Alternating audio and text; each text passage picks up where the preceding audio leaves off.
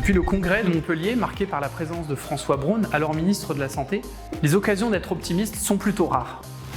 Durant l'été 2023, de graves émeutes éclatent et de nombreuses officines sont vandalisées sur tout le territoire.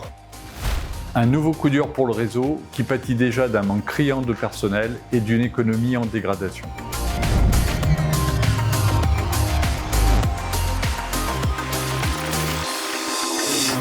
Le 9 août, les textes relatifs à l'extension des compétences vaccinales des pharmaciens sont publiés.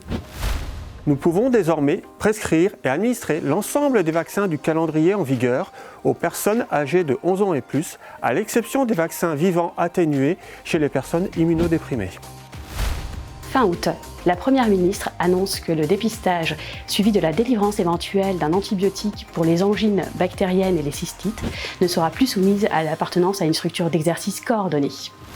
Si la rémunération de cette nouvelle mission devra évidemment être débattue, la Fédération réaffirme surtout, dès la rentrée, l'absolue nécessité de revaloriser l'ensemble des actes. Et avant tout, celle de notre cœur de métier, la dispensation. Mais les signaux envoyés par l'exécutif laissent craindre le pire. L'abaissement du plafonnement des remises génériques de 40 à 20% est ainsi évoqué dans un rapport remis à la Première ministre. Une mesure qui entraînerait une perte de 650 millions d'euros pour le réseau, soit 10 000 équivalents temps plein.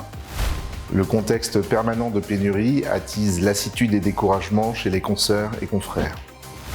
D'autant que le PLFSS 2024 adoube nos nouvelles missions, mais ne tient compte ni de l'inflation, ni de l'ensemble des difficultés qui fragilisent la trésorerie de nos officines.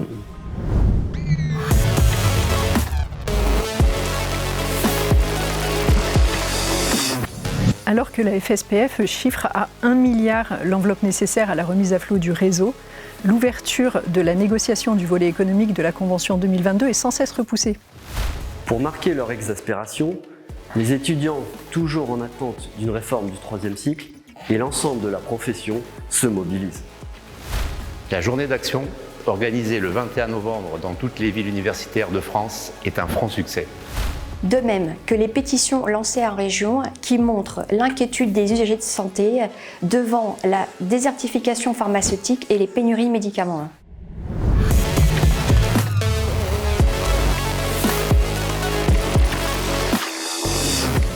Les résultats de l'enquête sur les besoins en personnel lancée par la Fédération montrent également l'inquiétude des pharmaciens.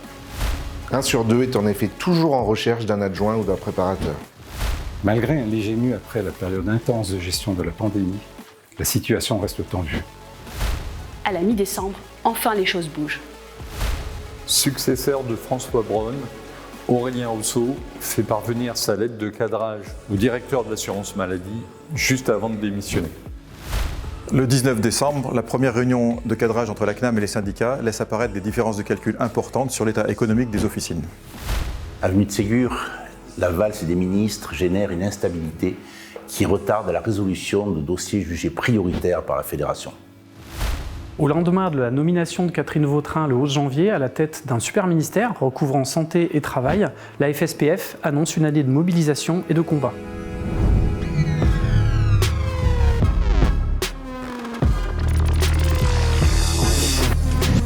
Tandis que les industriels fustigent eux aussi la dispensation à l'unité inscrite dans la loi de santé 2024, la dérégulation de la vente en ligne des médicaments refait surface dans un discours du Premier ministre. Associée à l'ouverture du capital des officines sur laquelle plancherait Bercy, elle constitue une ligne rouge vif pour le syndicat. D'autant que la déstabilisation du réseau se manifeste déjà par la recrudescence insupportable de la vente des pharmacies pour l'euro symbolique. Le 25 mars, les amphis de l'officine mettent en avant le modèle coopératif pour renforcer l'indépendance de la profession et lutter contre la menace croissante de la financiarisation. À la mi-avril, la Direction générale des entreprises assure cependant la Fédération de sa volonté de ne pas remettre en question les piliers de l'officine.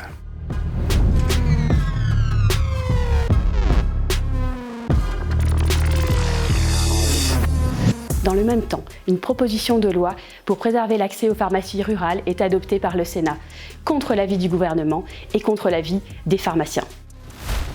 Avec pour conséquence un énième report de la publication du décret sur les territoires fragiles, malgré l'urgence de la situation. Et après 4 mois de négociations, la CNAM continue de jouer la montre en repoussant toujours le thème crucial de la revalorisation des honoraires. 2000 pharmacies fermées en 10 ans. Des ruptures de médicaments qui se multiplient.